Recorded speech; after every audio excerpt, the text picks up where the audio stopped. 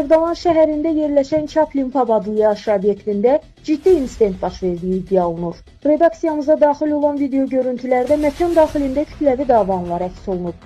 İddialara görə Xırdalan şəhəri Heydər Əliyev prospektində fəaliyyət göstərən sözügedən məkanda rəhbərlik və personalın müştərilərə qarşı zorakılıq tətbiq etdiyi görünür. Kadrlarda obyekt əməkdaşlarının müştəriləri döydüyü öz əksini tapır.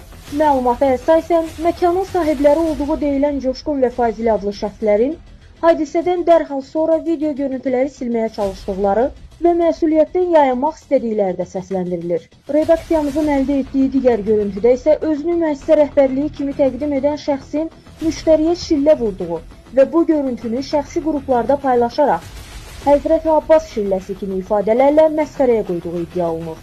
Bununla yanaşı, məkanda azyaşlı qızların gecə saatlarından sonra müştəri qismində cəlb olunması və müxtəlif içki məclislərinin təşkili ilə bağlı da iddialar irəli sürülür. Eyni zamanda Coşqun adlı şəxsin mübahisələr zamanı müştərilərə qardaşının hüquq mühafizə orqanlarında çalışdığını deyərək hədə-qorxu gəldiyi də qeyd edilir. Bir daha xatırladırıq ki, video görüntülər istisna olmaqla səsləndirilən digər məqamlar iddia xarakterlidir. Ümid edilir ki, məsələ ilə bağlı aidiyyəti qurumlar tərəfindən araşdırma aparılacaq və hüquqi qiymət veriləcəkdir.